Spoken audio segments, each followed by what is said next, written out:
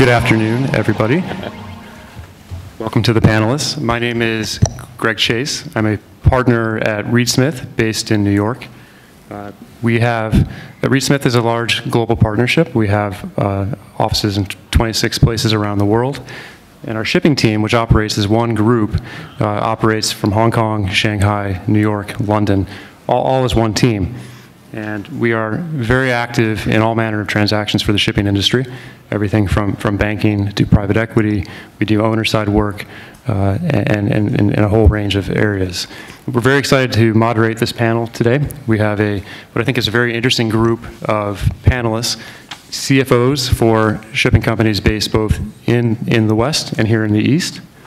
And I think looking at the agenda, we have the opportunity to sort of set up the rest of the afternoon's discussion. Of course, there are discrete panels. Hi, Dimitri. Thanks. We have discrete panels this afternoon covering leasing, banking, alternative finance.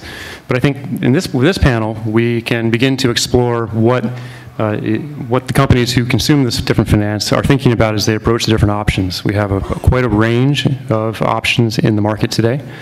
And I think this is a great opportunity to unpack a little bit about where things are headed.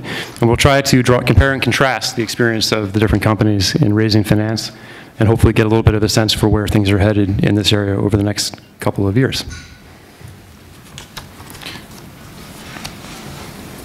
So let's start simple. What are some of the considerations that ship owners are considering in this market when they look at ways to finance vessels?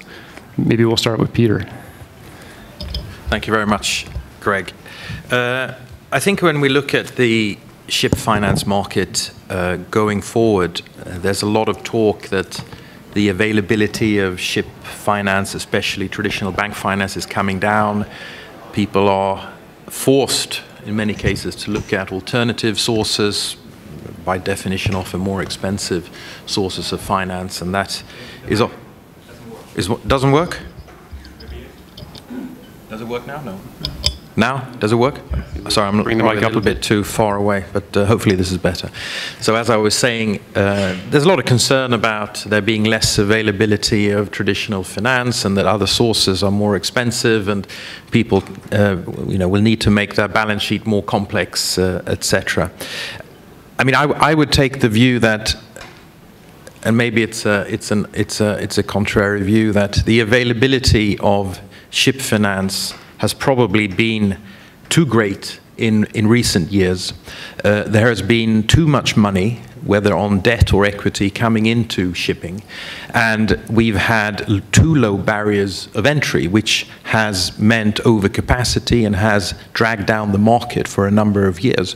So I don't actually think that the lack of finance on a general basis is necessarily a bad thing for shipping in the long term.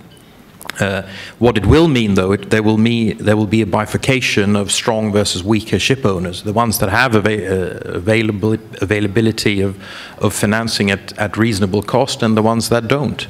And it will mean it will be more difficult to enter the industry. So I don't share the concern that this is necessarily a bad thing, that there's less money going into shipping. I think that's actually long term, I think that's actually a good thing.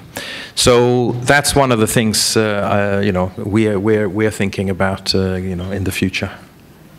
Yeah, I think it's fair to say that the companies represented by the panelists here probably have access to a wide menu of financing options. Stewart, I think your company has done bank loans and also leasing in the last couple of years. How do you identify a transaction that's suitable for a particular asset? What's kind of the internal process when you're evaluating options?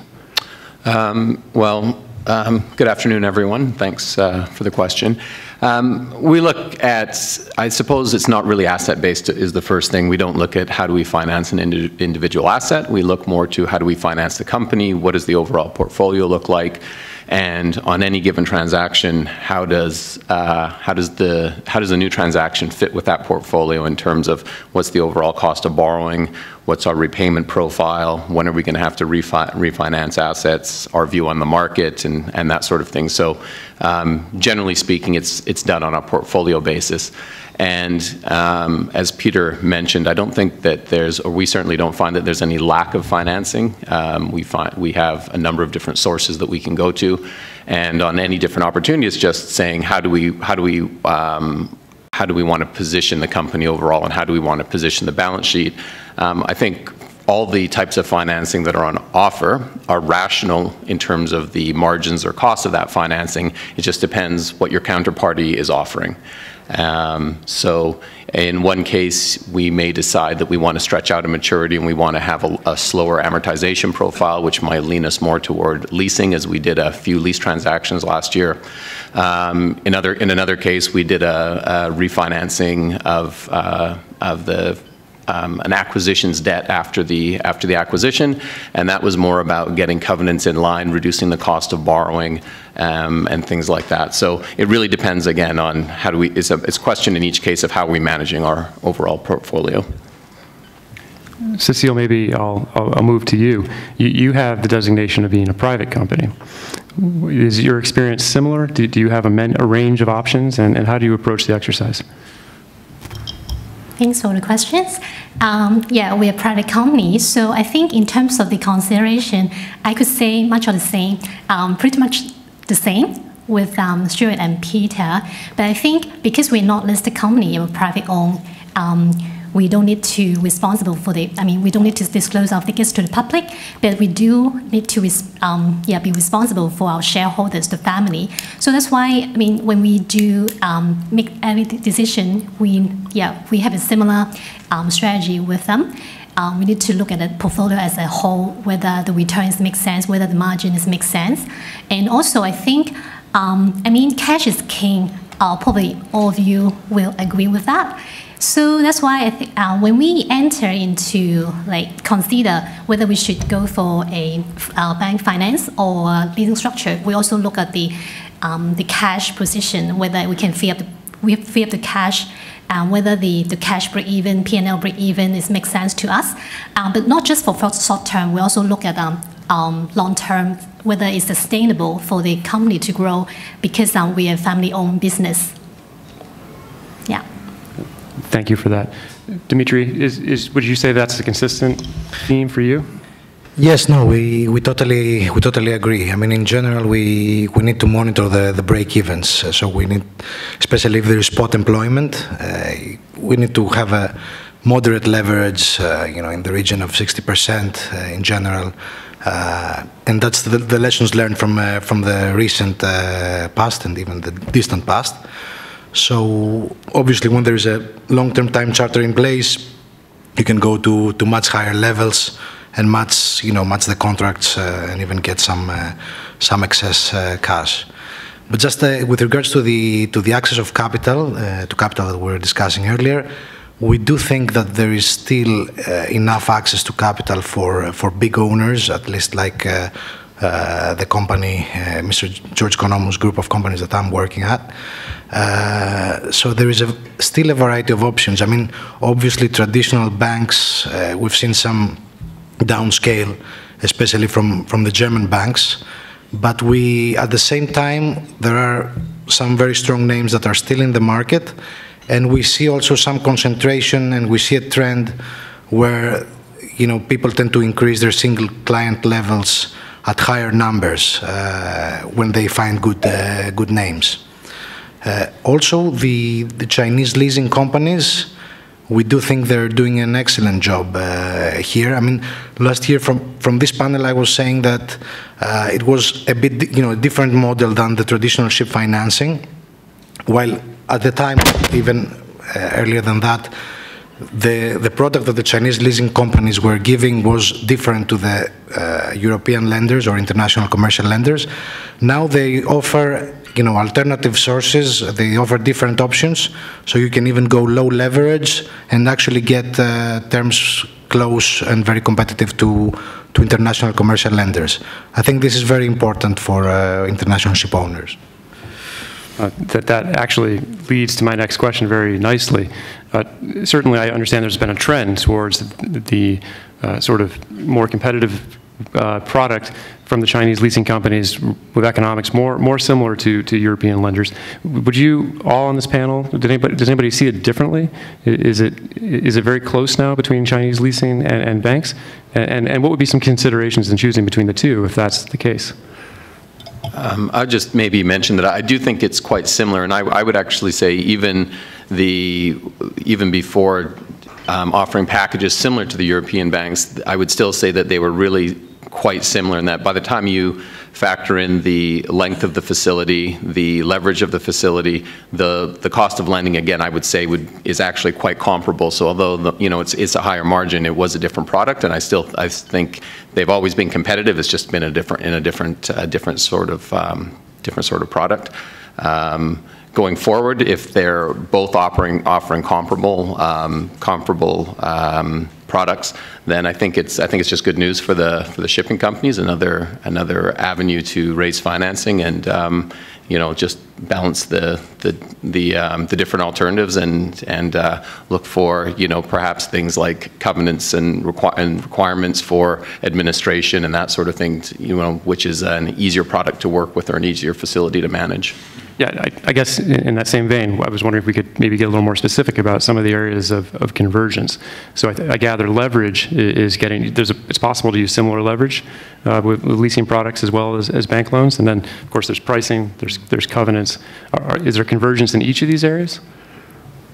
Well, I mean, I think you can get probably more leverage in the leasing market than you can get in the bank market. I mean, whether that is desirable, it's a different story. It can be very tempting to leverage up assets to 80 or 90%, even if you're in the spot market, but I'm not sure that's necessarily desirable. I think one distinction between traditional bank finance and leasing, which at least in our experience has been an issue in the past, is the strategic flexibility. When we finance assets, it's important for us to be able to, for that financing, not to be a restriction on our ability to divest or move vessels in and out of the facilities. And I'm not sure yet that the leasing structures are as competitive as the bank financing in that respect, but I'm sure anything can be negotiated, but I've yet to see structures which are as flexible. Yeah, great. Also, I also want to add one more point. I think in the past, what we can see, I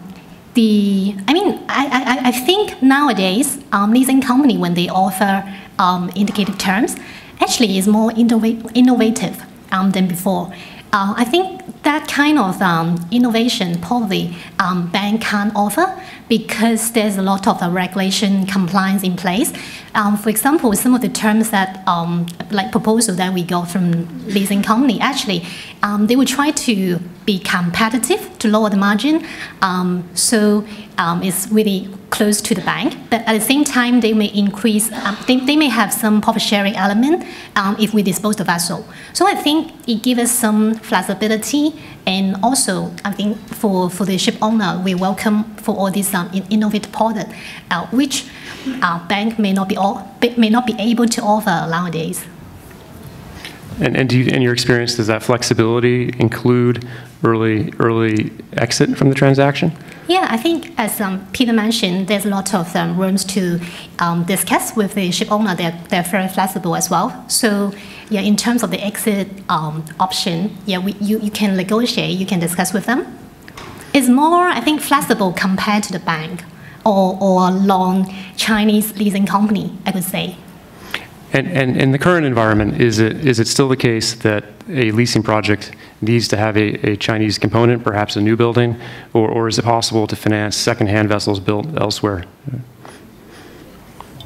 Certainly possible to finance second-hand vessels built elsewhere. I think there's always a preference to mix some Chinese-built vessels in, but we haven't found it to be a requirement. No, I think with the business plans that the leasing houses have, they need to get considerable deal flow through the door. So I think they're quite open to whatever makes sense for them. So other than traditional bank loans and leases, there of course are a lot of other what we call alternative options available in the market. Are those products things that your companies would look at? Are they competitive with bank loans and leasing at the moment? Well, there's always a trade-off in terms of cost here. I mean, bank loans, leasing tends to be the cheapest available, but it's always sensible to have other forms of financing, other markets that you can tap, because neither banks nor leasing houses will be, it goes in cycles. Sometimes they're aggressive, sometimes they're less aggressive. So it is very important to have alternative sources of funding, whether it's in the capital market or the term loan market, or whatever it is. So keeping flexibility is important, but you have to be mindful it will cost you more. And Dimitri, is it fair to say, does your team look at options, beyond bank loans and leases in this market? Well, for the time being, we're happy with our bank loans. We're happy with our first transactions with the Chinese leasing houses, which are happening this year. While at the same time, in bank loans, we also have done a lot of transactions with export credit agencies, but we consider that to be bank loans as well, which they are. At the same time, we are exploring new markets. For example, we see there is a market for Japanese JOLCOs, where returns can be very low if you put together the structure. But it is complicated to get in the Japanese market for the first time. But if you do it, I guess there is economies of scale for the next times. But there are structures that could work, and even the Japanese, they have also leasing structures. So Japanese owners, because they don't have a lot of projects to work at, they can be the leasing company towards the ship owner. So that can be also an alternative source of capital that we see. Through the Teekay group, we have accessed other forms of capital. Obviously, we've done convertible bonds, we've done NOC bonds and other things, and that is certainly something that we would consider. Again, I think it comes back to what I was saying before about the overall portfolio and trying to manage that and managing the amount of leverage you have and the cost of borrowing. But definitely, all of these things are to be considered when looking to raise financing. I believe Pacific Basin has also done a convertible bond. We've done many convertible bonds. We have one still outstanding. So we've been a frequent issuer. And I think we've used that market, as an alternative to the bank market. It has provided us with long-term 6-7 year money, no amortization, a reasonably competitive P&L cost, a very competitive cash cost. Obviously, there's dilution. It's a mezzanine instrument, so there is an inherent cost, economic cost to those instruments. But I think, as a frequent issuer in the Hong Kong market, it's an instrument and it's a market that's always been very supportive. We felt it fitted well into our structure, alongside our core bank portfolio and some of the sale-leasebacks that we have in Japan. It fits in the structure. Is there kind of a minimum size that is sensible for a transaction like that? I think it's fair to say in the U.S. we see less of that in shipping, but I wonder about this approach as possibly being viable as the time goes on. I can't speak for the U.S. market, but if you ask me a minimum size in Hong Kong, you wouldn't want to do less than 100 million as a rule of thumb. And Stewart, is a convertible bond, do you see more of a trend in that direction, or other kinds of institutional investment? I know there's term loan Bs in the U.S., which are a little bit in vogue at the moment.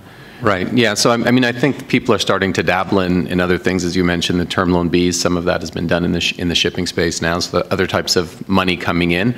I'm not really sure that convertibles will be any more of a trend going forward than it has been. I think it's just another option. But all of these different alternatives have different requirements and fit with certain types of markets or even sectors. at one time or another that may not fit with others. So you have to, is that market open to your type of company with your type of exposure to the market is probably the first consideration to understand what your alternatives are. And that really varies from company to company based on the profile and the part of the industry that you're in. Do you think the covenant packages that are required for convertible, for example, are more stringent than, for example, would be necessary with Chinese leasing or traditional bank lending? I haven't done a convertible myself, so I will maybe defer to Peter on that. We have no covenants for our convertibles. Yeah. So covenant light to say, you might say. Light. Yeah. Cecile, are there other forms of finance that Kwong looks at closely in this market? So, I mean, because we're not listed company, we don't have a credit rating. So if we say, I mean, currently we only have a bank loan, ship finance, and leasing structure. So if you say, okay, we go to the state or fundraise money, or I think this kind of transaction, because we're private, it could be costly, but definitely if is another kind alternative funding for us. So going forward, we'll explore the opportunity. If it makes sense as a portfolio basis, I think, we will consider that as well. And Cecile, you said you do have leases in place? Yes, we do. And how easy is it if you need to make adjustments to a lease? Is it possible to amend leases, to adjust covenants, or to facilitate perhaps adding more vessels in a cross-collateralized basis, or what are some of the is it flexible? And I mean, we have a few leases put in place with long Chinese leasing bank, a leasing company, and also Chinese leasing company. So for the portfolio with leasing company, actually we haven't done any adjustment or have any discussion with them, so I won't comment. But I do believe there will be a flexibility if we need to. But based on my experience with a long Chinese leasing company, actually it's not that flexible, I could say. We try to change something, but I think because of the compliance and maybe internal procedures, not that easy, but definitely if we really want to push, could be, but will be costly. But I think this highlights one of the issues that we might face one day in a cyclical industry. I think having gone through a difficult market, I think most shipping companies are quite, if not comfortable, then at least used to dealing with the traditional banks and how they think and how to, whether you need to amend covenants or have discussions and all these things. We've done this many times over the cycles, and the banks are used to these discussions. How the leasing industry will deal with a severe downturn and defaults, etc., I think we have yet to see how that will play out. And I think that's also something to bear in mind when you put these structures together, especially if you rely heavily on Chinese leases. When the going gets tough, how is that going to play out? So would it be fair to say on that basis that if you're a larger company, that there might be a significant preference to keep the majority of the financing with traditional sources such as banks, because you can anticipate those discussions when and if they need to happen? And to the extent there might be a particular project that lends itself well to the economics of a lease, that might be on the table. But really, as a plan B, I can't speak for others, but from our perspective, it's important to have different sources of financing and not rely on one source of financing. However, we still believe that the bank market, in which I also, like Dimitris, include ECA, is probably the most flexible and low-cost alternative at the moment. You can definitely do leases. We do some leasing as well, but from our point of view, is more a complement than a replacement, I would say. And does that go for other forms of finance also? Again, the convertibles, the term loans, other things that may come along. Is the core of your package going to be bank loans? Yes. Dimitris, what would you say? Well, no, I would totally agree. I mean, the European commercial lenders, they have proven themselves over many cycles already, and they always have, they have professional teams in place that they have always managed to deal with difficult circumstances. Now, again, also, we just started this year to enter into financial leasing agreements with Chinese companies. We do think that the teams built here are very professional teams, and there is a lot of understanding, especially given the fact that the leasing companies are now almost 10 years in the business, most of them. We see celebrations often for the 10-year anniversary. So, but yeah, I mean, at the same time, they need to prove themselves in difficult conditions. From our side as ship owners, we do hope that we find our new long-lasting partners here in China, and we do hope that the leasing companies will support the ship owners if there are any difficult times in the future. Because you can only stay in this industry by building long-lasting relationships and helping each other through the cycles. So that's very important to have in mind. Cecile, it's recently been in the news that your company has concluded a transaction with CMB Financial Leasing. Would you like to tell us a little bit about that, and how does that affect your plans for growth of your company in the current environment, but also financing? Yes, we do very delighted to enter into this strategic and cooperation agreement with one of the leasing company in China. And so basically for that cooperation, it means that we have a alternative funding. So if we have a new project, definitely we'll consider to have a leasing structure in place with them. At the same time, we provide asset management service to the leasing company because actually they are not. They are specialized in leasing deals and financial instruments, but not shipping. So that's why what we offer to them is that we provide asset management service to them. We look when they place order to have a new building.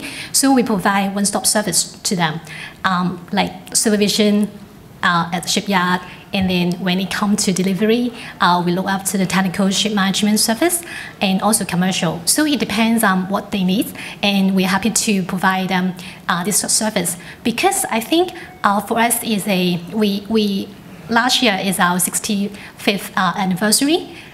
We entered into we built a vessel in China for many years. So that's why I think leasing company, when they look at Kwong, they know that we are a well-established family-owned business. We won't simply walk away. We're different from other investors. So build up a trust between us and the leasing company. So yeah, going future, we are happy to offer this kind of service to the leasing company, because I think a few years ago when European bank came to our office and talk about the leasing company, they find there's a flat for them, because they worry about whether the ship owner will just go for leasing company for financing, and then they miss the opportunity. But I think let's say now when we look back, probably the bank would think that leasing company is a partner for them. So the bank provide finance to the leasing company, and so I could say kind of a win-win situation. So for the relationship and the cooperation agreement with the leasing company that we signed recently, I also treat it as a win-win situation for us. Even though some of the ship owner may think that, now the leasing company, they build their own vessel, so it may it may bring some damage to the market. So definitely we need to watch out in this aspect. But at the same time, we will take this as an opportunity for us to serve them and to work with them. So going forward, we're welcome to do more business with them.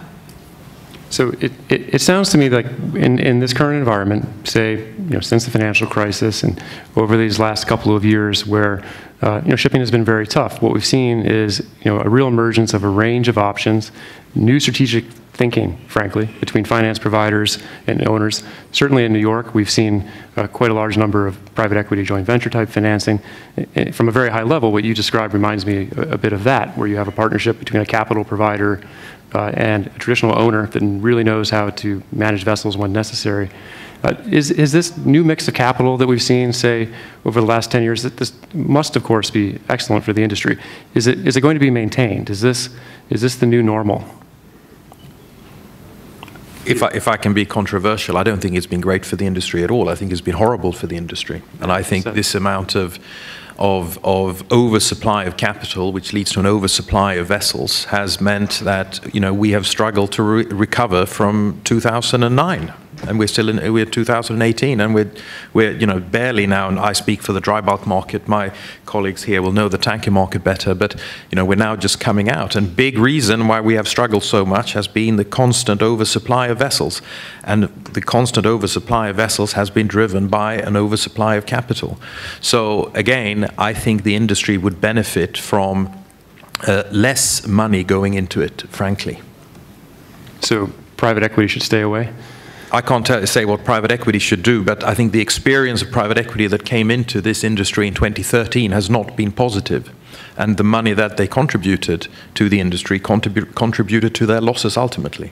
Mm-hmm. And do we see sort of a normalization of the supply and demand for vessels coming? Is it possible that as time goes on, we could sort of reach an equilibrium where this effect may be less pronounced? I think shipping will continue to be cyclical, and in good times it will be oversupplied, because as ship owners we like to order new vessels and we like new modern fleets and all these kind of things. So I think it's difficult to say that now everything has changed. I don't think so. I think shipping will continue to be cyclical. But what we hope is that we will have longer periods of good times and shorter periods of bad times. And if, frankly, a higher cost of capital assists in that process, that's not so bad. You have to remember the extra TCE that we can earn in a strong market far outweighs any increase in the cost of capital on the vessels. Stewart, would you agree with that? I mean, to the extent that you have had a narrower range of options, but perhaps more expensive, would the potential medium-term benefit to the industry outweigh the fewer number of options for your company? Well, I think that maybe separating options from total aggregate capacity maybe makes sense. So I think the options that are cropping up in the different ways that we can finance, I think is my feeling is that's likely to stay, and there's going to be different options and different players who come into the market to give us some flexibility. I would agree with Peter about the total capacity and amount of available. We would be better served perhaps with not having as much as we've had, and I agree that it has been a problem for the shipping more so than a benefit, especially for the longer term players. On the other hand, I'm not sure I'm completely aligned in terms of the TC in the top and the high. I agree that TC in the top of the market trumps any lending cost, and that's not a big deal. But I think at the end of the day, over the long term, and we're going to go through cycles, I completely agree with that. That we have to be very cognizant of the cost of capital within our companies, and it has been traditionally difficult to earn a margin significantly above that cost of capital. So I welcome the commercial banks and their participation in the market. I think that they remain the largest and the underpinning financer on the debt side in the Teekay group and for Teekay tankers, and I hope and expect that they will remain so. So I think some of these other higher cost options are healthy to have in the mix, but I still think the lower cost commercial debt is an important component that I hope and expect will remain. And Dimitri, what about from your perspective? Would you prefer a wide range of options over the long term for the revenue potential of your company? Well, no, we like to have alternative options. It gives you a lot of flexibility. At the same time, we're also concerned that, as Peter correctly is saying, that if there's too much funding in the market, it may lead to results that we don't want, and oversupply of vessels. We've seen this in the past with a lot of private equity coming in. And essentially, the main problem was that they had a very short horizon. So as soon as they started making losses, they just wanted out of the business. So ship owners are here in the long run and in the very long run for the business. So if you're to consider a JV or a partnership, you need to have an understanding that your partner can be here also in the long run. And we're happy to hear that leasing companies here are considering joint venture models. I mean, it may take time, but if you find the right structure and if you have already a trustworthy relationship in place, it may have good results in the future. But both partners have to be in the long run in the business. At the same time, although there is a lot of access to capital, well, not a lot, but still a very good amount in the traditional bank loans. At the same time, we see how the banks having the regulators and their credit committees, the terms that they provide, it's not the party that took place 10 years ago. So the terms are conservative in a sense from the bank's perspective. So that may be also a good thing, at least with regards to potential oversupply of vessel and its avoidance. Also, LIBOR is very high, or is tending to be high. Yeah, so we only have a couple of minutes left, and I think we've put our finger on a few themes that may well warrant further discussion on panels this afternoon, focusing on these different financing options. I just wondered if there's anybody in the audience who wanted to take an opportunity to ask a question, maybe just a couple before we break for lunch. There's one over on my left. Yes, actually, I wanted to touch on something that Dimitris just mentioned. Of course, over the past almost 7-8 years, LIBOR has been very low, historically very low. But all of a sudden, recently, LIBOR has gone up substantially. And I think one of the reasons why ship owners have been able to, I think one of the reasons ship owners have been able to survive the very poor market since 2008. One of the main reasons is because LIBOR has been very low, but recently LIBOR has been going up quite substantially, by maybe almost 1 or 2 or 3 times. So whether going forward, ship owners will have a much more difficult time. Anybody want to take that? I think some ship owners will have a much more difficult times. I think some ship owners will be able to manage that. So again, it comes back to what I said in the very beginning of this panel. There will be bifurcation of the market as the capital costs go up. It is easier for a large, well-capitalized company to handle that transition than if you're a very small, under-capitalized company. So yeah, it will be easy for some, more difficult. Well, not easy, but it'll be more difficult for some, but better for others. Any other questions? Well, thank you very much to the panel. I think this has been a great discussion. I really appreciate everybody's time, and we can certainly continue these discussions informally this afternoon. Thank you. Thanks, Greg.